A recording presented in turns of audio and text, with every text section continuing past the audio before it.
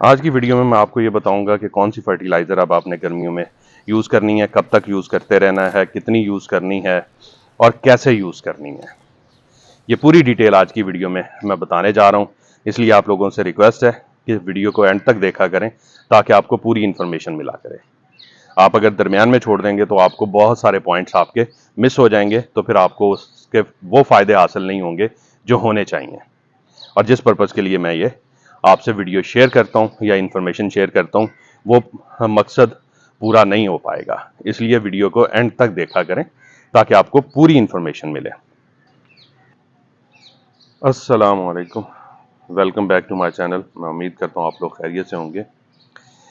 आज की वीडियो जो है वो गुलाब की खुराक से रिलेटेड है। तो मैं क्योंकि टेम्परेचर के हिसाब से फर्टिलाइजेशन देता हूँ और टेम्परेचर के हिसाब से ही आप लोगों को फर्टिलाइजेशन रिकमेंड करता हूँ। तो अब क्योंकि टेम्परेचर 40 से क्रॉस कर गया और अब ये कुछ अर्सा ऐसे ही रहना है, तो अब जो रूटीन में पौधे को खुराक दी जा रही है, स्पेशली गुलाब को, तो वो बदलने का वक्त आ गया हुआ है।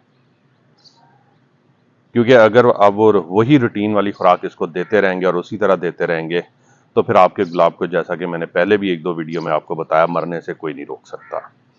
और फिर आप लोग क्या करेंगे, वो इल्ज़ाम गर्मी को देंगे और ये आप सोचेंगे ही नहीं कि आपने इसको खुराक गलत दी है। और वो वही पंजाबी वाली कहावत हो जाती है कि डिग्गा खोती तो गुस्सा कुमारते। तो वही कि कसूर कुछ और होता है, वजह कुछ और होती है, और आप दूसरा इल्ज़ाम आप दे रहे होते हैं गर्मी को। गर्मी मैंने आपको बारहा बताया है कि असरअंदाज होती है गुलाब पे, लेकिन ऐसा नहीं है कि वो मार ही देगी। अगर आप एहतियात से चलेंगे और मौसम के हिसाब से पौधे की केयर करेंगे तो कुछ भी नहीं होगा। तो इसी मुनासिबत से मैं आज जा रहा हूँ, इसकी खुराक में जो चेंजेस हैं या इसकी फर्टिलाइज़र्स में जो चेंजेस है वो आपसे मैं शेयर करूँगा, और मैं उम्मीद करूँगा कि आप लोग भी इसे फॉलो करेंगे और उन्हीं फर्टिलाइज़र्स को यूज़ करेंगे जो मैं आपको रिकमेंड करने जा रहा हूँ। देखें, जो आप पहले से NPK 2020 वगैरह दे रहे थे, तो वो जो थी वो थी नॉर्मल ग्रोथ के लिए और नॉर्मल मौसम के लिए। अगर इस स्टेज पे वही कंटिन्यू करेंगे तो उनमें जो है ना, पौधे में थोड़ी गर्मी पैदा करती हैं वो फर्टिलाइजर्स। तो जिससे क्या होता है, आपका पौधा स्ट्रेस लेगा, ऊपर से गर्मी, ऊपर से खुराक भी गर्म आप उसे देंगे तो स्ट्रेस लेगा। इसी तरह आप इसको देखें कि आप लोग सर्दियों में ड्राई फ्रूट्स खाते हैं, लेकिन गर्मियों में आप ड्राई फ्रूट्स खाना छोड़ देते हैं। ठीक है, फिश का इस्तेमाल कम कर देते हैं क्योंकि ये खुराक गर्म खुराक है। और गर्मियों में आप ठंडी चीज़ें इस्तेमाल करना शुरू कर देते हैं ताकि आपकी बॉडी को ठंड मिले, खुराक भी मिले लेकिन साथ ठंड भी मिले, ताकि गर्मी ना हो आपकी बॉडी के अंदर। तो यही काम आपने पौधे पे करना होता है। सबसे पहले तो इस स्टेज पे आपको कंपोस्ट बंद कर देनी चाहिए। किसी भी किस्म की कंपोस्ट, मजबूरी है कुछ और नहीं है तो आप वर्मी कंपोस्ट दे सकते हैं, लेकिन वो भी बिना गोडी की है। 15 दिन में एक दफ़ा एक मुट्ठी कंपोस्ट एक पॉट में आप दे दें या एक पौधे को दे दें। लेकिन काउडंग कंपोस्ट और दूसरी किसी किस्म की भी ऑर्गेनिक फर्टिलाइजर्स लाइक वो जो है मस्टर्ड केक वगैरह, ये सब आपने बंद कर देना है।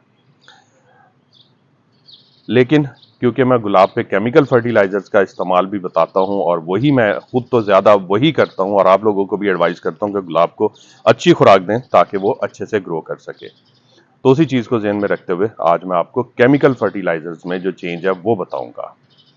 तो इससे पहले कि मैं आप वीडियो स्टार्ट करूं, आपसे वो चीज़ें शेयर करूं, आप लोगों से रिक्वेस्ट है कि जो मेरे चैनल पे नए हैं वो मेरे चैनल को सब्सक्राइब कर लें, बेल नोटिफिकेशन ऑन कर लें, ताकि इसी तरह की इंफॉर्मेटिव वीडियोस जब मैं आगे पोस्ट करूं तो उनको नोटिफिकेशन मिल सके और वो उससे फ़ायदा उठा सके। आपका कोई क्वेश्चन हो कमेंट्स में पूछें, इंशाल्लाह मैं रिप्लाई करूंगा। हाँ, एक दो कमेंट्स आए थे कि जी उसके बारे में बता दें, पेस्टिसाइड्स के बारे में या फंजीसाइड के बारे में। तो मैं मुसलसल पीछे शेयर करता आ रहा हूँ पेस्टिसाइड्स, हर टाइप की फंजीसाइड, पेस्टिसाइड्स कौन सी, कब, कैसे, कितनी क्वांटिटी में देनी है। आप सीरीज़ को फॉलो करें, इंशाल्लाह आपको पूरी इन्फॉर्मेशन मिलेगी। क्योंकि मैसेज में वो इतनी डिटेल में नहीं बताया जा सकता जितनी डिटेल में वीडियो में मैं समझा देता हूँ आप लोगों को। तो उस पर फोकस करें। और बाकी आगे भी हर थर्सडे को वीडियो आती है, तो उसमें मैं सारी डिटेल्स आपसे शेयर करता रहूँगा।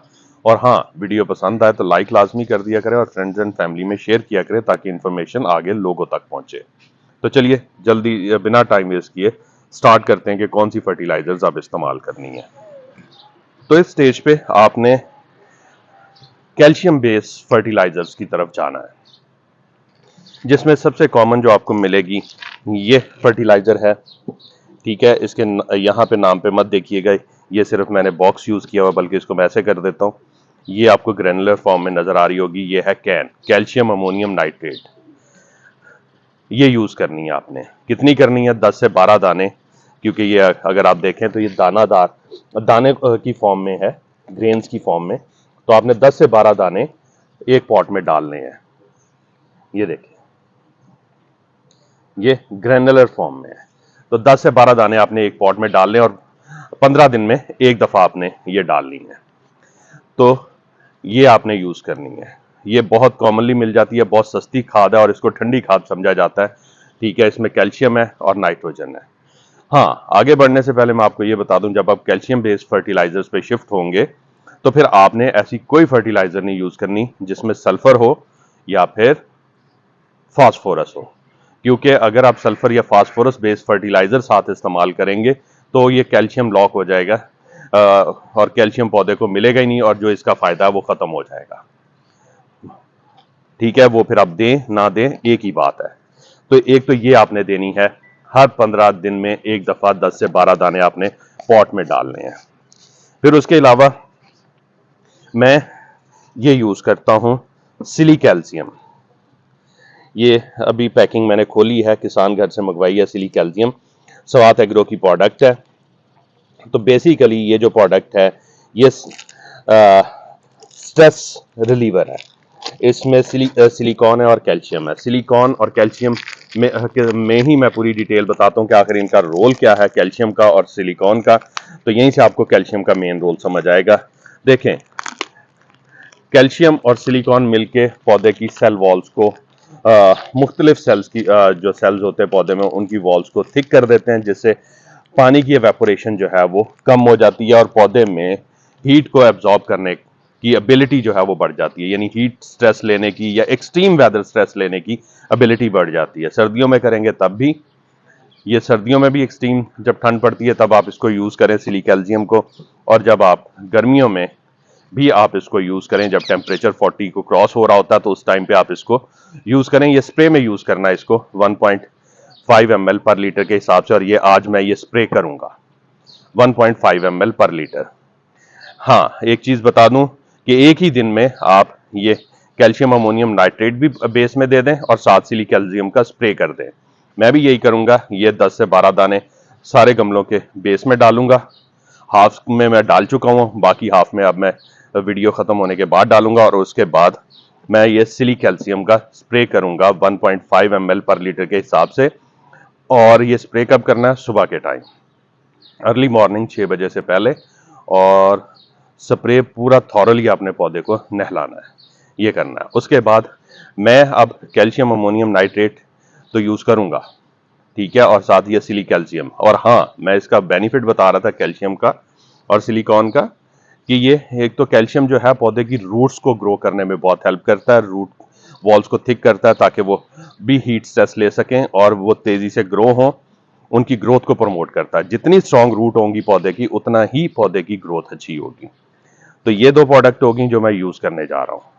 अगर आप लोग चाहते हैं कि मैं कैल्शियम की इन डिटेल आपको बताऊं कि क्या क्या रोल वो प्ले करता है तो आप मुझे कमेंट्स में बताइएगा। मैं डिटेल एक कैल्शियम पे वीडियो बना दूंगा, लेकिन अभी के लिए इतना ही काफ़ी है कि ये पौधे को हीट स्ट्रेस जो है वो लेने से बचाता है, यानी इस काबिल कर देता है कि वो हीट स्ट्रेस ले सके। बिल्कुल उसी तरह मैंने आपको बताया कि जैसे आप डिफरेंट ठंडी खुराक खाते हैं गर्मियों में ताकि आप गर्मी को बर्दाश्त कर सके, इसी तरह सर्दियों में गर्म खुराक लेते हैं ताकि आप सर्दियों को बर्दाश्त कर सकें। तो इसी तरह पौधे के लिए ये एक किस्म की खुराक है जो कि उसको में बर्दाश्त पैदा करती है कि वो एक्सट्रीम वेदर को बर्दाश्त कर सके। अब इसके साथ ये मैं यूज करूंगा कालमैक्ट प्लस ह्यूमिक एसिड, या आप कह लें कैल्शियम ह्यूमेट। ये प्रोडक्ट मैं यूज करूंगा, लेकिन आज नहीं करूंगा। आज ये मैं कैल्शियम अमोनियम नाइट्रेट यूज करूंगा और उसके बाद इसको यूज़ करूँगा सिली कैल्शियम को। अब सिली कैल्शियम का स्प्रे आपने हर 10 दिन में एक दफ़ा रिपीट करना है, ठीक है। तो जब ये 15 दिन गुजर जाएंगे तो उसके बाद फिर मैं इस प्रोडक्ट को यूज़ करना शुरू करूँगा। ये भी मैंने किसान घर से मंगवाई है। ये मैं लूँगा 2 ग्राम पर लीटर पानी में डिज़ोल्व करूँगा और फिर ये मैं बेस में देता जाऊँगा आधा आधा लीटर सारे पौधों की, ठीक है। अगर ज़मीन में लगे हुए हैं तो आप 1 लीटर के करीब पानी हर पौधे की बेस में देंगे। और बहुत बड़े पौधे हो गए हैं 5-6 साल के, तो तब भी आप गमलों में 1 लीटर ही ये पानी देंगे इसका। तो इसमें ह्यूमिक एसिड भी है और कैल्शियम भी है इसमें। तो इससे क्या होगा, इसमें कैल्शियम है, मैग्नीशियम है, दोनों पौधे की खुराक के लिए बहुत अहम इंग्रेडिएंट है पौधे की खुराक के। और साथ है इसमें ह्यूमिक एसिड या पोटाशियम ह्यूमेट। तो 4 चीज़ें, पोटाशियम, ह्यूमिक एसिड और कैल्शियम मैग्नीशियम इसके थ्रू मैं प्रोवाइड करूँगा। और ये मैं करूँगा 15 दिन के लिए। तो अभी तो मैं दे रहा हूँ कैन कैल्शियम अमोनियम नाइट्रेट। उसके 15 दिन के बाद जब मैं जाऊँगा तो फिर मैं उसके बाद ये काल मैग ही यूज़ करूँगा। और ये भी मैंने उससे मंगवाया है, किसान घर से ये प्रोडक्ट मंगवाई है, ठीक है। ये डच प्रोडक्ट है, तो ये बहुत अच्छा रिजल्ट देती है। तो ये मैं इसको यूज़ करूँगा। और जब हम ये सिलिकॉन और कैल्शियम देते हैं ना, तो इससे पौधे की फूड इनटेक की भी एबिलिटी बढ़ जाती है, यानी दूसरे जो इंग्रेडिएंट्स हैं वो भी पौधा बड़ी आसानी से ले लेता है, ठीक है। क्योंकि रूट्स ग्रो हो रही होती हैं तो ऑटोमेटिकली रूट्स जो है वो फिर फूड इनटेक भी अच्छी कर लेती हैं। तो ये प्रोडक्ट्स हैं जो अभी मैं यूज़ करने जा रहा हूँ। आपको भी एडवाइस करूँगा कि आपने अब ये प्रोडक्ट यूज़ करनी है, ताकि आगे चल के जितनी भी गर्मी पड़े और आपके पौधे इसको एब्जॉर्ब कर सकें। और ये कब तक अब यूज़ करनी है आखिर में ये भी बता दूँ, ये आपने यूज़ करना है अगस्त 1 तक। तब तक अब आपकी यही फर्टिलाइजेशन चलनी है और मैं भी यही फर्टिलाइजेशन चलाऊंगा। हाँ, एक चीज़ ध्यान में रखिएगा कि माइक्रो न्यूट्रिएंट्स का स्प्रे बंद नहीं करना। फंजीसाइड और पेस्टिसाइड पे भी मैं डिटेल वीडियो आगे दे रहा हूँ, ठीक है। तो वो भी आपने करते रहना है। तो माइक्रो न्यूट्रिएंट्स हर 15 दिन के बाद मैं स्प्रे करता हूँ, ठीक है। आपने भी करना है, लेकिन ये ध्यान रखिएगा कि जिस दिन माइक्रो न्यूट्रिएंट करना तो उससे 3-4 दिन 5 दिन पहले आपका सिली कैल्शियम वाले स्प्रे हो चुके हों। और माइक्रो न्यूट्रिएंट के 4-5 दिन बाद तक आपने सिली कैल्शियम वगैरह का स्प्रे नहीं करना, या कैल्शियम बेस्ड फर्टिलाइजर यूज़ नहीं करनी। तो ये ज़हन में रखिएगा, ये एहतियात कीजिएगा। और उसके बाद इंशाल्लाह देखिएगा कि आपके पौधे पे किसी किस्म का हीट स्ट्रेस नहीं आएगा। और ये भी मैं आपको बता दूं, क्योंकि इसकी वजह से पानी वॉल्स सेल वॉल्स थिक हो जाती हैं, तो पानी की एवेपोरेशन कम होगी। तो वो जो पौधे को ड्राउटनेस फील हो रही थी वो भी कम हो जाएगी, यानी खुश्क हो रहा था पौधा वो भी थोड़ा कम हो जाएगा पौधे में। यानी उसको भी बर्दाश्त करने की, यानी खुश्की को, जो पानी की कमी को बर्दाश्त करने की एबिलिटी भी बढ़ जाएगी। तो उम्मीद है जितने पॉइंट मैंने आपको बताए आपको समझ आ गए होंगे। अगर फिर भी आपका कोई क्वेश्चन हो तो आप कमेंट्स में पूछ लीजिएगा, मैं आपको बता दूंगा। अब मुझे इजाज़त दीजिए, दुआओं में याद रखिएगा। इंशाल्लाह बहुत जल्द एक और इन्फॉर्मेटिव वीडियो के साथ हाजिर होऊंगा। तब तक के लिए अल्लाह हाफिज़।